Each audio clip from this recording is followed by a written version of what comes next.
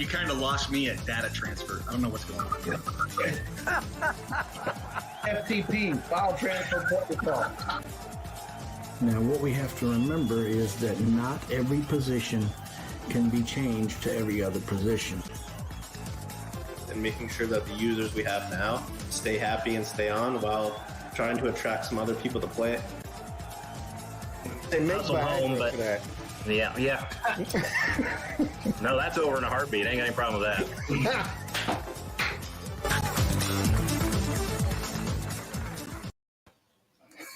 How's everybody doing? Hope everybody's doing well. This is season 4, episode 11, I believe. And today we're going to have a couple tutorials that we'll discuss to some degree. Do have a couple guys that said they may be able to swing by. So we'll see if they make it. If they do, great. If they don't, oh well, no big deal. I do understand there was some medical issues with a couple of them, so definitely wish them all well, speedy recovery, and hope everything went well, but you never know who might pop in. Let's go ahead and address the elephant in the room, and that elephant is my glasses. Yeah, the eye doctor said it's that time, old man, time to get you some readers. So yep, there you go. If I'm supposed to be able to see what the show's doing and all the activity that goes on and making this thing happen, I've got to wear these readers. So it is what it is.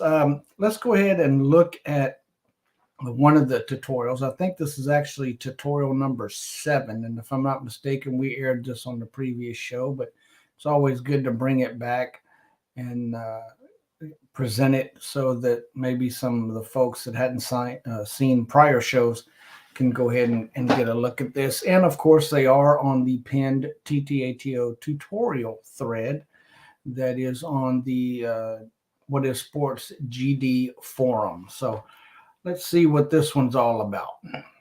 This is a message board and respond to other people on their conference message board. A lot of folks don't know this is possible, so thought we'd share this. For example, this is my Tarleton State team. I'm in Division II at the Lone Star Conference. If we scroll down, you can see our message for the conferences there. What you do first is hit View Full Chat. Everything will disappear but the messages. There they still are. Now you can go to where it says Conference, and you can click on another conference. You'll see that our leagues or our conference's message disappear. Now this conference's messages show up, and in your message box down here, you can actually write a note to someone in that conference and they'll see it there. And what happens is there will be a indicator by your school of who you are. For instance, this is a test for Ttato, and you will see it posts, and there's a school, so it tells you what conference, etc., and who posted it. Now the good thing is this is not just restricted to your level. For instance, D2 and D2, or D1 AA, D1 AA. If you're in a, let's say, D2, you can do the same thing by going to Division 1A.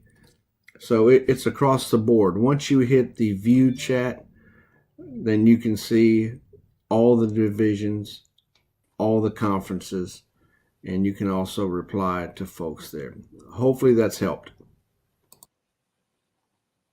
Well, there you go. A little bit of insight on how you can communicate from one conference to another.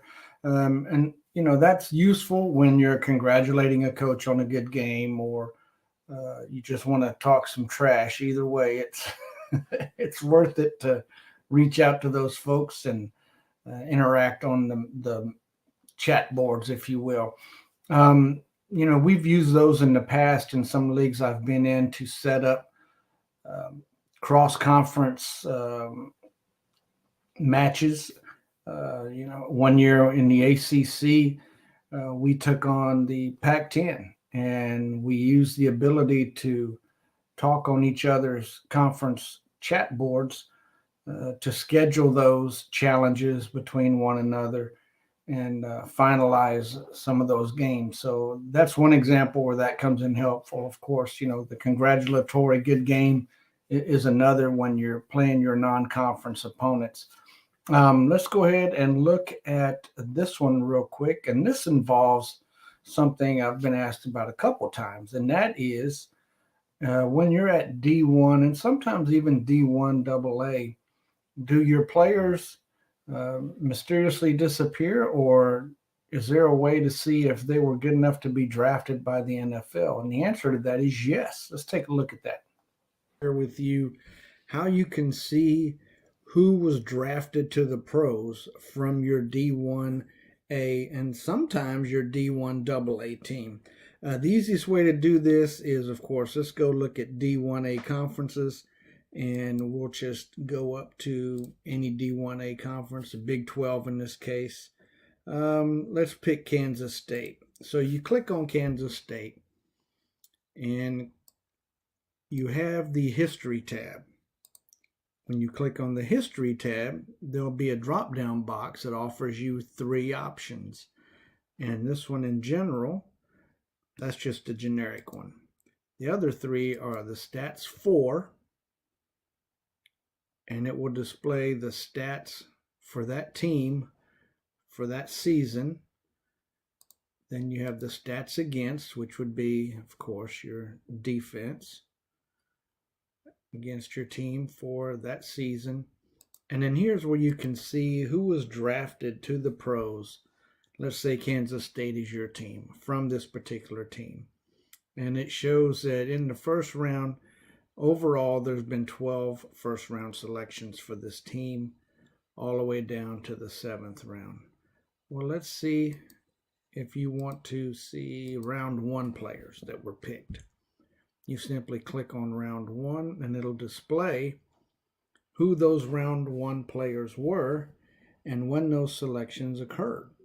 You can see on the left you have your seasons, and then the pick along with the overall, the team that drafted them, the year the player was drafted after a senior year, and the position.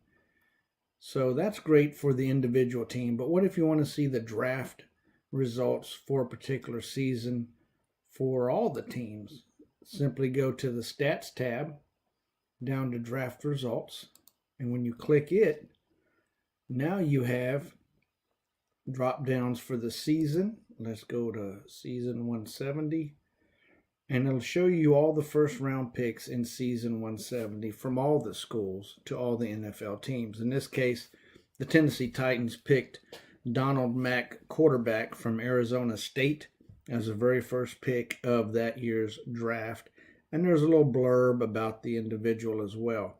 And I think the blurb is only good for the first 2 rounds, where they've got a little synopsis. Yep. And then the 3rd round, it just lists the individual players. So you can see that in the first pick of the 3rd round, Tennessee again drafted, this time Andrew Zuniga, senior defensive lineman from UTEP. And that's how you can tell who was drafted to the pros from your team or any other. Hope you've enjoyed it. So there's a little bit more wisdom for you if you weren't aware of that. I hadn't seen that in the previous show.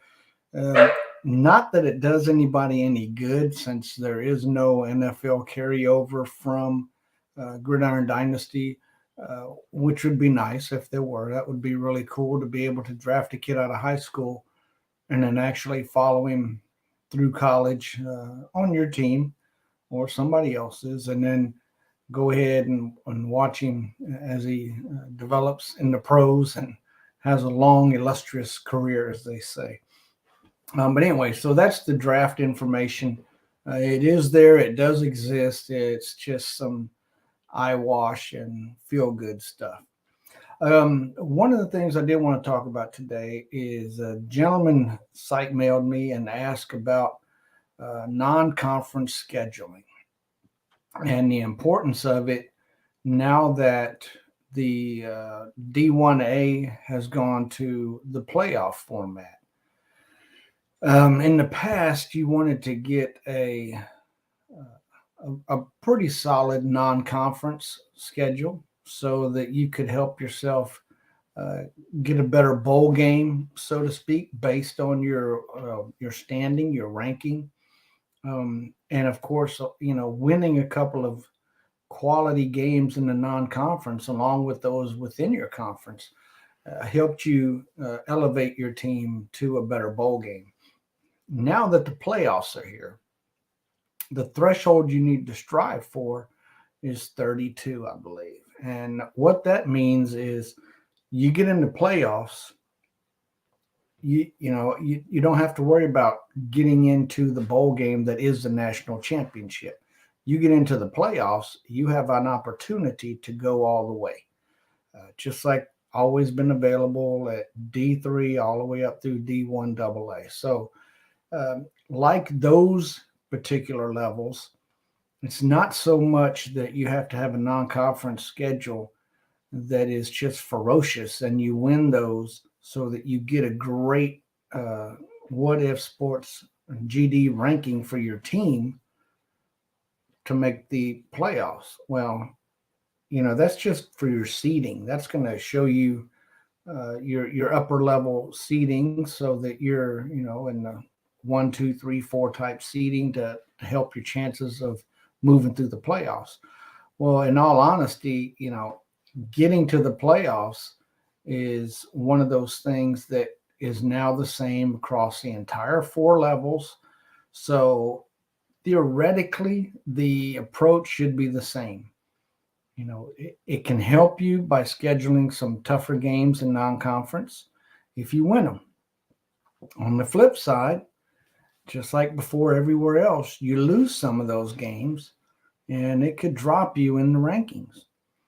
So, you want to focus on getting your team over that 32 threshold. So once you're in, you got a chance to make it. You don't have to worry about the seeding necessarily.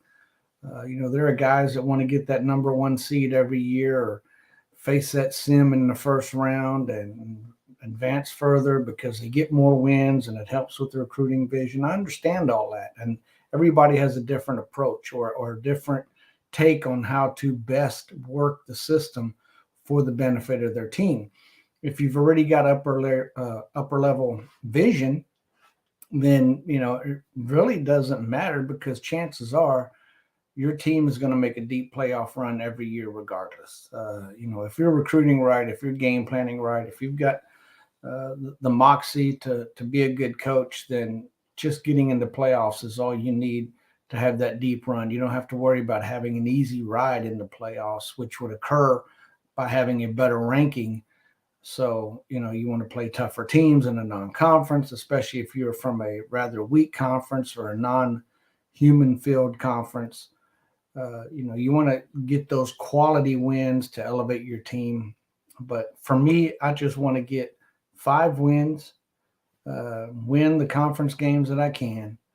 And that way it improves my winning record so that each subsequent year, hopefully the record is getting better. The vision increases. Better vision means better recruits. Better recruits means a better team. Better team leads to more wins. And that's where you get that cycle of sustained deep playoff runs. Those conference championships and potentially those national championships, even just getting into the national championship game. Those are things that will help you improve your vision and help you get the better players. So there are 2 ways to tackle the playoff mindset. Schedule those tough games and hope like hell you win them and get the seeds that present you with an easier road in the playoffs, or schedule them light and win the games you're supposed to win and sneak into the playoffs and then do your damage once you're there. So 2 different ways of handling it. And that's pretty much the advice I gave him.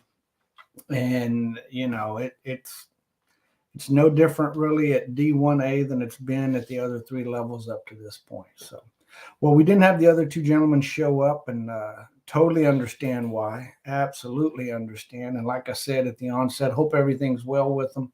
Hope they had their medical situations taken care of, and hope they're on the road to recovery. Wish them nothing but the best. And for the rest of you, thanks so much for tuning in. I know it's a short show, but unfortunately, that's how it goes sometimes. So make fun of the glasses, whatever you need, and we'll see you next time around. Thanks again for popping by.